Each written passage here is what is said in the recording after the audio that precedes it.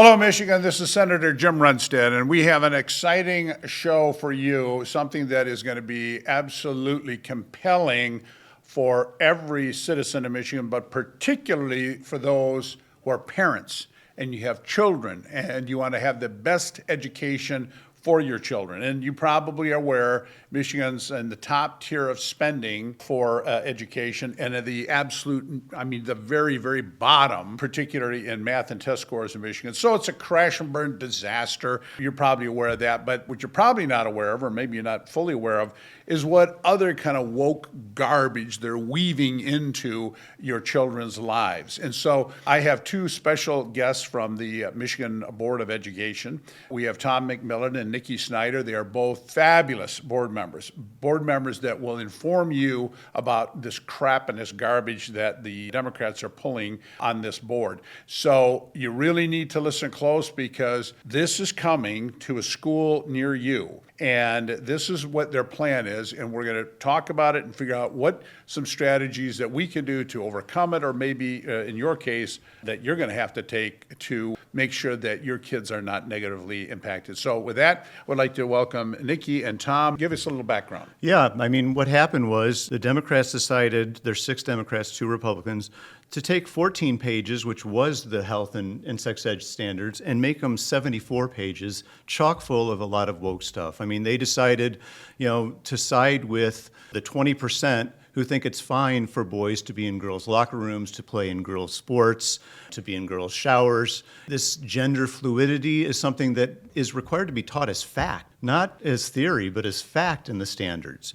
But they went very woke on, there's a lot of advocacy, trying to get the kids to be advocates for, the environment. It is in there like 30 times. Society or societal is 77 times. These are things that maybe in social studies, but, these are in health and sex ed, and it was just, there's just a lot of bad things. Their 8-year-olds are going to be taught about reproductive health, 11-year-olds going to be told that, hey, you have the right to maintain your own health care, not your parents. It's dangerous, and it is alarming, and I was shocked that the Dems went along with this. I'm not shocked, but yeah, for sure. But Nikki, go ahead. I'm looking forward to digging in, but I just want to introduce myself a little bit. I'm Nikki Snyder. I am a member of the State Board of Education, a statewide elected Republican with over 2.5 million votes. I'm very grateful for that opportunity to represent the state of Michigan, and Tom and I have served on the board together almost a decade. So we've experienced this type of policy over and over and over again. But what I want to dig into is this idea that we really need to lay the responsibility of this bad policy and these bad guidelines at the Department of Education's feet. They need to shoulder and really feel the weight and the heat of this policy, because they truly are the body, if you will, an unelected body of bureaucrats that created these guidelines, okay? So statutorily speaking, they have the authority to create guidelines in relationship to health education under Michigan Merit Curriculum Law that legislators wrote and passed, and they have that authority within an explicit set of topics. So what they decided to do is take those topics and add gender identity, which is a highly controversial topic that we know that parents do not want taught in schools, right? Of the public comment that went out, that the department went out, 2,000 plus comments, came back. Roughly 78% of those comments were opposed to the guidelines they adopted anyways. Went right ahead. At the board table, yes, they just steamrolled. At the board table, I was very, very specific in asking a chief in the department that helped to write these guidelines. And I asked her, I said, did any one of the board members develop these guidelines? And she admitted no. Correct. We did not develop these guidelines. We have the constitutional authority to oversee all of K through 12. Statutorily, we do have the authority to develop standards, but the statute that governs what just happened that went so bad is really at the feet of the Department of Education.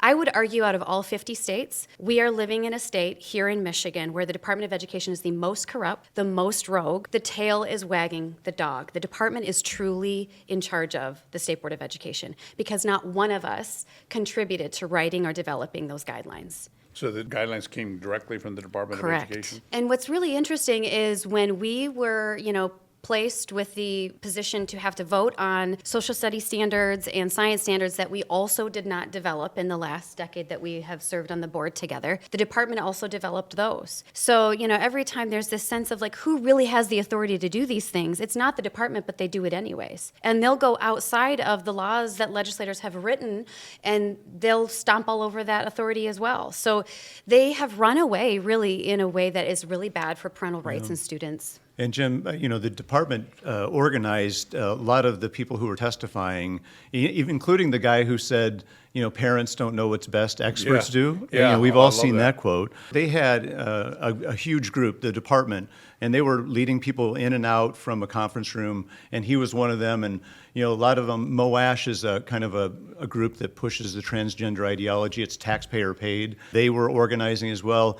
But I mean, the vast, vast majority of Michiganders opposed this. I mean, there was no doubt about it. Yeah. And the process the department ran in these other standards that they also developed, like I talked about with the social studies and the science standards that we also opposed, they went statewide and they had pit stops all over the state for, constituents to engage in the development of those standards. So you could have gone to a listening tour, if you will, of each one of those sets of standards. So they didn't just do public comment, they did a pit stop all over the state. But not with But these. not for these standards. Yeah, they wanted to just shove these through. The Dems really run away from this gender ideology. They push it. They have to. Their constituents are, certainly supporting of it, but they don't like it when we bring up amendments regularly. There's gender ideology in the preschool standards, the early childhood standards, and the science standards. I mean, they weave it anywhere they can. We always oppose them, and they just they don't want to discuss this issue. They know it's a losing issue. They know 80% are against them, but they still will push it. That's why it's so important to have programs like this to get the word out so that parents can understand what are their kids actually learning, what are they seeing, because they have no idea. And that was one of the big things that a sea change that occurred in 2020 with COVID when the kids are at home and they're locked down and they can see on video and they're like, the parents are, oh my God, I had no idea Exactly. that this kind of crap and garbage is being taught to the kids, and it activated the parents. Right. And the parents have got to be activated because they just don't have any idea. I've talked to some teachers that are students that are in student teaching or in the education program, and this is replete through everything. Oh, yeah. I mean, they force it down their throats. They have to buy all these books that are all about this gender ideology and stuff like that. The parents know that Michigan is near the bottom of the test scores, and all they're focusing on Yep. is this woke ideology. When the parents say, number one, that's not your job. Right. It's like that expert saying, the parents don't control, us experts, we control. Yeah. That in a nutshell is what the entire education system in Michigan believes. Almost the entire system is woven around, we're the kings, we're in charge, we're the indoctrinators, and we do not want to hear from the parents. It's something that is great to have this opportunity for the public to hear what is actually going on. And I know you guys have fought other battles along those same lines, but I'm glad you're doing it. So Yeah. what else would you say? Since you've been there, you can be as broad as just this or other things you see. No, parental rights. We started out in 2016 on a platform of parental rights. I would argue that it's been harder and harder to really prove that that's really the center of public education. We really want to engage parents. We've actually had situations in the past with board members that aren't on the board anymore, but a particular Democrat literally said, how do we neutralize for the advantage that students who have parents engaged in the home, right? There's this idea of that's actually a negative, but it's really a positive. Right. And, I remember that they actually have training videos teaching teachers how to hide things from parents. Like if Bobby is being called Susie at school, how do we make sure that things that go home don't say the wrong name, that says the right name? How do we, at parent-teacher conferences, how do you make sure you hide it and don't bring it up? There's videos saying how you make sure that you deceive parents. And we've brought that up as well. And really, there's just like a ton of misinformation too. When we try to go to bat for these issues, it's very interesting how easy it is to be met with misinformation while then we're being called the spreaders of misinformation. But what's really going on here is that parents don't have access to what it truly takes to make these guidelines and these standards. And then one of the things I hear a lot about the guidelines that we're talking about here today is that local school districts are not required to comply with them. Again, back to statute. Read it, right? The words will tell you exactly what just happened. The department shall develop guidelines within these set of topics. Locals will align with their curriculum within those guidelines, right? See, I was totally bald-faced lied Yeah. to by that because, the educators I've talked to said, no, these are just suggestions, No, read the No, read I the mean- statute. 380-1278 very clearly says local districts align with the guidelines that the Department of Education has written. So when they take their set of topics that you wrote a law and passed that they're supposed to follow and they add gender identity to it, they're not only not following that law, but what they're doing is they're making it clear to local districts, you will choose any number of curriculum, that's the local power that you have, that aligns with those guidelines. You can choose, That's but- not local control. Like Henry Ford said, you could have any color car you want as long as it's black. Same thing here. You could have all these different curriculums as long as it aligns with Yeah. these rules. Yeah. I would love to see, citizens and constituents understand that that's what's going on, and therefore, what can you do next at the local level? While hopefully there are lawsuits that will really challenge what just happened with the department overstepping its boundaries and grabbing power and abusing power and continuing to kind of be, this unseen board really through unelected bureaucracy. That's what they're doing, right? They're controlling the board, they're writing the guidelines and standards, and then they hide behind everything that comes from it, right? So if parents know that, they can take that to their local school board and say, look, we don't have to follow those guidelines because they're not constitutional, they're not statutory, and we can choose as a local district to not do this. But they have to know first that they actually do have to do it currently. Right? So there's a fight here. I think there's a play. They should bring resolution before their local school boards. Yeah, and there's that local sex ed advisory board as well that they can try to get on and try to influence, but a lot of that is dictated by the kind of the teachers' unions and things. So is this board mandated in every school? Yes. That's If they're also going to have statute. sex education, yes. So the process is what, the superintendent or principal appoints typically the So it's board? sex education statute, which is really interesting because this is why health education was separated out from sex education to begin with. There are two separate statutes that define who does what within that, and the whole purpose and the whole foundation is to protect parental rights. We live in a state and in a country that we believe in freedom. So students come from families that hold all sorts of different sets of beliefs about how sex education should be delivered, or if it should even be delivered in a public education environment, which is why they have the right to opt out, right? So if a local district decides to provide sex education, it applies to that sex education statute, and it includes a sex education advisory board committee that is comprised of specific members, if you will. Half of it has to be parents, I Yeah. believe, and it has to have somebody from the clergy.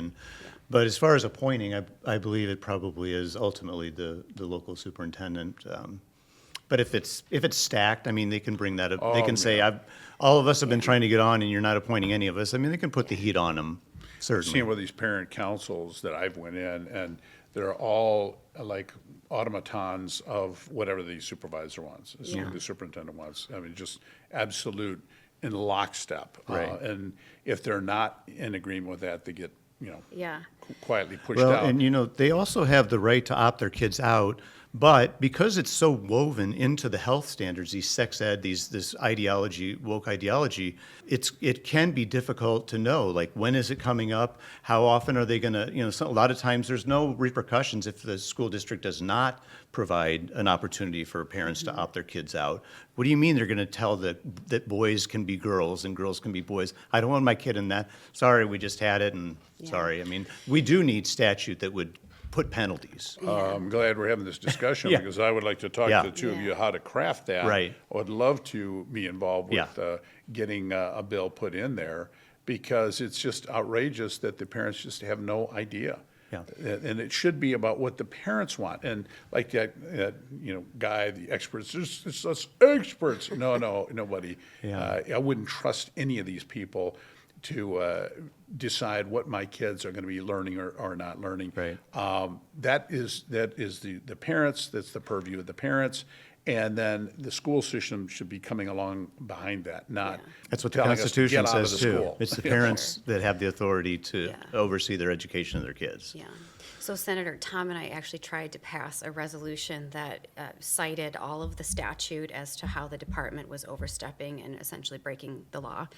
And Mahmoud v. Taylor, which was a Supreme Court decision in June of 2025, which refers to what Tom was talking about, when it's woven throughout your everyday, right? We're taking out of sex education that protection of parental rights and, illegally putting it over here in health education credit that is required for graduation, and we're weaving it throughout the curriculum. So really, it defies state statute, and it really stomps all over legislative authority. It defies Supreme Court opinion, and it defies parental rights. So, what I've really encouraged, I kind of adapted our state Board of Education resolution that Tom and I introduced and attempted to try to get passed to the local level. So I'll share that with you. I think it would be great to come at it from all sides. And I think the most important side right now is that locals can bring that resolution to their board and say, adopt this, respect our rights, respect our opt-out rights, and understand that we still don't think that this is the end-all be-all, right? Gender identity isn't necessarily a health education guideline that we have to follow for graduation. What would you say was the essence of that resolution? The essence is the really how much is in opposition to the fact that gender identity shouldn't be added to health education credits required for graduation. I mean, we really hammered that home. Every piece of evidence is there to support that it shouldn't have happened. And I would love to see the statistics of how many parents, there's certainly going to be a percentage, maybe a third, that would say, yeah, we're going to turn over to the education system that all of these very personal, private decisions about your sexuality, your gender identity, all of this stuff needs to be infused into the system for all the kids to learn into health policy. How many would be in favor of that? I just think they don't know. Yeah. And if they did, they'd say, no, that's not a proper use of our time and resources to infuse that into health policy. Jim, I don't know if we got time for a couple other issues that we've been battling, but, special ed is an area where, we as Republicans have been standing up for kids in special ed, and the Democrats, particularly like during COVID, there's a lawsuit pending at the federal level, and saying that, we were the only state in the country that did not provide compensatory services to kids, special ed kids during COVID. They did not have the services that they were due, and all the other states figured out how to make sure that they did. We're the only state that didn't, and the Democrats, every time we bring it up, Democrats sit on their hands and don't say a word about that. Also, just giving appeals processes to parents that feel like they're being wronged at the local level and at the ISD, an appeal process for those in special ed, for special ed kids. So we've really been kind of at the forefront of that, and the Democrats have really said no. Also on safety, after the Oxford shooting, we have been really harping on the idea that these EOPs, emergency operating plans, need to be updated. There's no way, nobody knows if anybody has them or if they're updated, even, any school. And so this is an area, government immunity is also something that Oxford, the parents really see as a way to stonewall what really happened, to really start saying, if there's shootings, if there's killings, at least government immunity is reduced in those instances. So those areas we've been fighting for, the Democrats have no interest. Yeah, I mean, I would piggyback onto that when he talks about EOPs. So, and again, I tie it back to a very rogue department where the tail is wagging the dog, and I truly believe probably the most corrupt in our country. But we have a federal law post 9/11 that relates to critical infrastructure that defined that these EOPs need to be in place for all schools. When Oxford happened and the investigation took place in a very sloppy manner, and the parents came before the State Board of Education in their May workshop 2 years ago, and they were very clear about the things that needed to change. And, what came to light was that these EOPs are either not in place because our former state superintendent, when pressed with the question of, do you have a list of the school districts that have created EOPs and the ones that have updated them properly every 2 years? He did not want to answer the question. So the reality here is that even after a shooting where 4 students died and their parents were present to say these are the ways in which we can improve school safety in the state of Michigan, he didn't want to answer important questions about how he was willing to comply with federal law in relationship to school safety. So we have a department that it just doesn't matter who tells them what. Whether it's our state legislature, whether it's the federal government, whether it's the Supreme Court, whether it's parents, no one can touch them. They will do what they want, and they really need to be checked. Yeah. To wrap up, we've got a lot of good information here. The public just simply does not know. Yeah. You know, they're trusting the schools. They have honorable people in there. They're going to be doing the right thing. They have no idea that it's just a indoctrination center. It's basically what's turned into. But I so appreciate you two doing the work. I mean, 10 years, I can't imagine. and that job, how difficult that is. Well, 2 You know, years, we punching had a up- 4-4 split. The Yeah. first 2 years, it was 4-4, but since then, it's been 6-2, and it's, Yeah. we battle pretty much every board meeting. I bet you do. Well, thank you so much for being here on the show. Thank Absolutely. you for everything you're doing, and I think that this is going to be great. We're going to make a big difference down the road with just the information you've got out there. Thank you. Awesome. All right, thank you Thanks. so much. All right, parents of the state of Michigan, what you heard here is something that you've got to be engaged in. It is your kids. It is your grandkids. You've got to be involved with the schools. It's not like it was when we were back in elementary school. Everything's completely different. It's an indoctrination center. The left has taken over the schools. You're not aware of the stuff they're infusing into these kids behind the scenes. It's going to require engagement. Get involved with your schools so that we can make sure that we turn this around and these kids can get a proper education. Thank you for watching.